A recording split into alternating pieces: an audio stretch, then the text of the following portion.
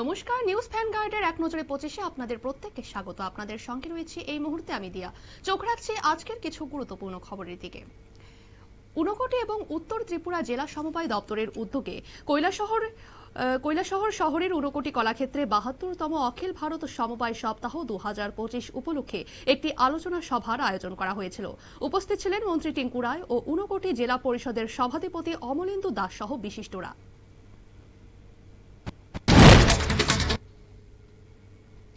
ধর্মনগর পুর পরিষদের উদ্যোগে সোনচিরাইয়া সিটি লাইভলিহুড সেন্টারের উদ্বোধন হল বৃহস্পতিবার সন্ধ্যায়। ধর্মনগর শহরের কালীবাড়ি রোডে নবনির্মিত এই কেন্দ্রের উদ্বোধন করলেন উত্তর জেলার জেলাশাসক চাঁদনী চন্দ্রন।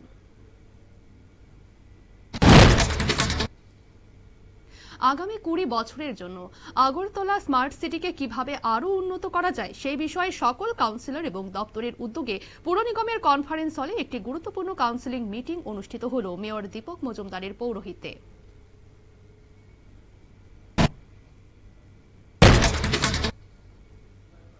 আগরতলা থেকে শিলচরগামী ট্রেনের সঙ্গে একটি বলেরো গাড়ির ধাক্কায় মৃত্যু হল 3 জনের, জখম হয়েছেন আরো একজন। দুর্ঘটনাটি ঘটেছে আমবাসার মনু থানার এসকে পাড়ায়।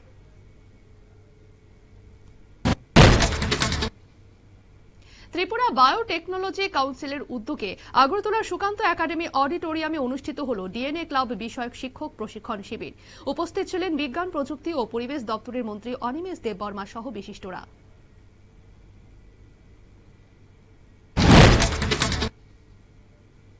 পাহাড়ে ভোটের আগে আইপিএফটির সাংগঠনিক শক্তি বৃদ্ধি হল পানিসাগর মহকুমার দামছড়া কাছগাঁও পাড়ায়। লঙ্গাই ডিভিশন কমিটির উদ্যোগে আয়োজিত যোগদান সভায় অন্যান্য দল ছেড়ে আইপিএফটিতে যোগ দিলেন 205 জন ভোটার।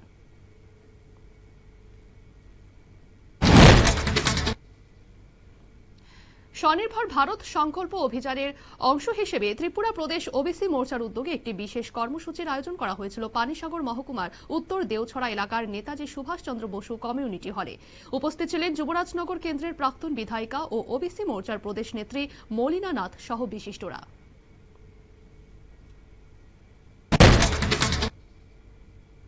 রাজ্য উপজাতি গণমুক্তি পরিষদের 23তম মহকুমা সম্মেলন অনুষ্ঠিত হল কৈলাসহর স্থিত সিপিএম ঊনকোটি জেলা কার্যালয়ে। দুদিন ব্যাপী এই সম্মেলনে সংগঠনের সদস্যদের উপস্থিতি ও উৎসাহ ছিল লক্ষণীয়।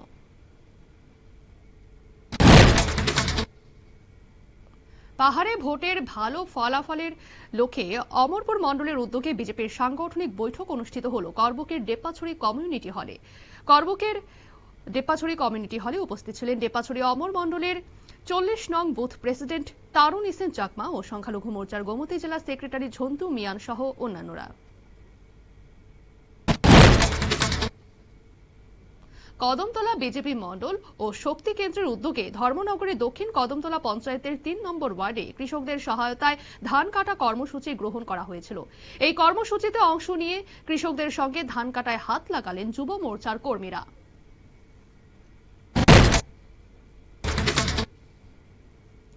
মনু মণ্ডলের সোনাই বাজার 12 নং শক্তি কেন্দ্রের উদ্যোগে সোনাই বাজারে একটি বিক্ষোভ মিছিল ও পথসভার আয়োজন করা হয়েছিল। এই কর্মসূচিতে অংশ নেন মনু বিধানসভা কেন্দ্রের বিধায়ক শ্রীযুক্ত মাইলাফরু মগ সহ অন্যান্যরা। এই কর্মসূচিতে সিপিএম ছেড়ে বিজেপিতে যোগ দেন 5 জন ভোটার।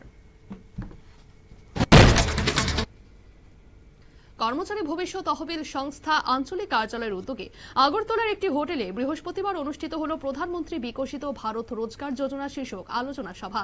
উপস্থিত ছিলেন শ্রম ও কর্মসংস্থান মন্ত্রকের ডিরেক্টর জেনারেল পি সঙ্গীত কুমার সহ বিশিষ্টরা।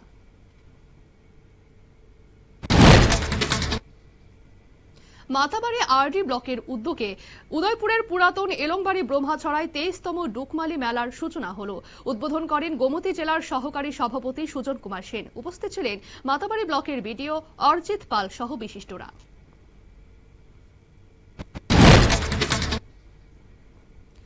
কাঞ্চনপুর আরক্ষা দপ্তর ও স্থানীয় এলাকাবাসীর যৌথ উদ্যোগে কাঞ্চনপুর থানা প্রাঙ্গণে মহা ধুমধামে শ্যামা পুজো করা হয়েছে। এই উপলক্ষে দুস্থদের মধ্যে কম্বল বিতরণ করা হয়। উত্তরপ্রদেশের বেরুঠের এক বেসরকারি হাসপাতালের চিকিৎসকের বিরুদ্ধে একটি শিশুর ক্ষতস্থানে সেলাই করার পরিবর্তে আঠা লাগিয়ে দেওয়ার অভিযোগ উঠল। এই ঘটনাকে কেন্দ্র করে তীব্র শোরগোল তৈরি হয়েছে। শিশুর পরিবারের অভিযোগের ভিত্তিতে অভিযুক্ত চিকিৎসকের বিরুদ্ধে তদন্ত শুরু করা হয়েছে বলে জানিয়েছেন মেরুঠের মুখ্য স্বাস্থ্য আধিকারিক অশোক কাটারিয়া।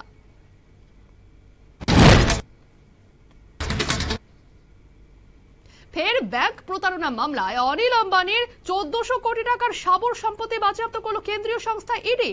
এর ফলে এখনো পর্যন্ত রিলায়েন্স গ্রুপের চেয়ারম্যান অনিল আম্বানির মোট 9000 কোটি টাকার সম্পত্তি বাজেয়াপ্ত করা হয়েছে।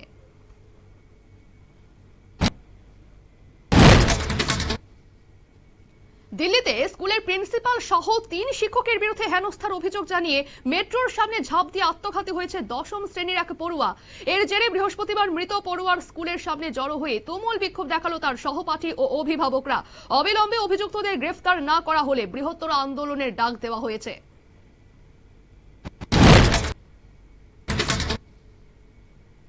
দেশজুড়ে তপশিলি জাতি ও উপজাতিদের উন্নয়নে অনেক কাজ করেছে বলে দাবি করে কেন্দ্রীয় সরকার, কিন্তু সেই কাজ কেন চোখে দেখা যায় না তা নিয়ে প্রশ্ন উঠল সংসদের সামাজিক ন্যায় বিচার বিষয়ক স্থায়ী কমিটির বৈঠকে।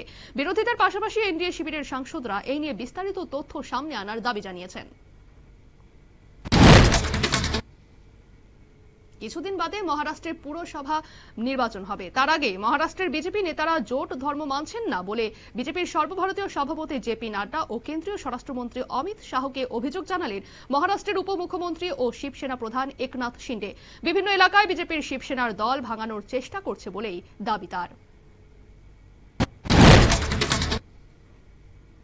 বেঙ্গালুরু রাস্তায় অক্ষয় কুমার অভিনীত হিন্দি সিনেমা স্পেশাল 26-এর জন্য যেন পুনরাবৃত্তি দেখল মানুষ। প্রকাশ্য দিবালোকে আরবিআই আধিকারিক পরিচয় দিয়ে এটিএম ক্যাশ ভ্যানের রাস্তা আটকে 30 মিনিটে 7 কোটি টাকা লুট করল দুষ্কৃতীরা। কর্ণাটক পুলিশ তদন্ত শুরু করলেও এখনো পর্যন্ত কাউকে গ্রেফতার করতে পারেনি। স্কুলে আসতে দেরি করা ক্লাস 6-এর এক ছাত্রীকে 100 বার কান ধরে উঠবোস করিয়েছিলেন এক শিক্ষিকা। এর ফলে ওই ছাত্রী কয়েকদিন অসুস্থ থাকার পর মারা যায়। এর জেরে অভিযুক্ত শিক্ষিকাকে গ্রেফতার করল পুলিশ। ঘটনাটি ঘটেছে মহারাষ্ট্রের পালঘরে।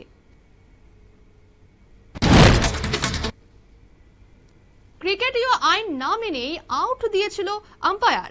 তার কোনো প্রতিবাদ না করেই মাঠ ছাড়লেন মণিপুরের ব্যাটসম্যান লামাবাম অজয় সিংহ। ঘটনাটি ঘটেছে রঞ্জি ট্রফিতে মেঘালয়ের বিরুদ্ধে ম্যাচে।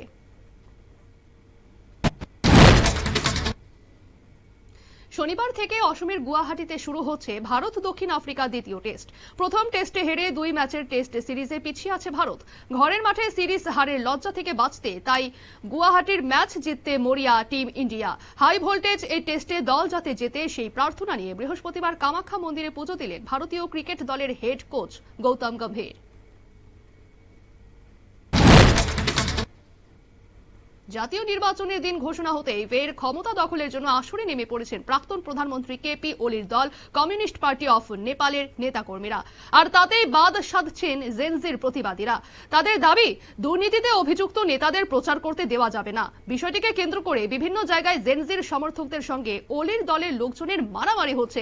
অগ্নিগর্ভ পরিস্থিতি সামাল দিতে ইতিমধ্যে বেশ কিছু এলাকায় কারফিউ জারি করেছে সুশীলা কার্কির অন্তর্বর্তী সরকার।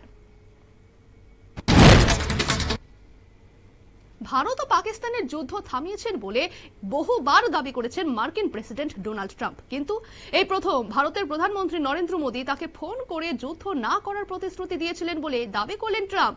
মার্কিন প্রেসিডেন্টের এই চাঞ্চল্যকর দাবির পরেই সরগরম নয়াদিল্লির রাজনৈতিক মহল। এই বিষয়ে প্রধানমন্ত্রী নরেন্দ্র মোদীর প্রতিক্রিয়া চাইছে বিরোধীরা। এক নজরে 25 আপাতত এই পর্যন্তই। পরবর্তী আপডেট এবং টক শো দেখার জন্য অবশ্যই নজর রাখুন নিউজ ভ্যানগার্ডের পর্দায়। নমস্কার।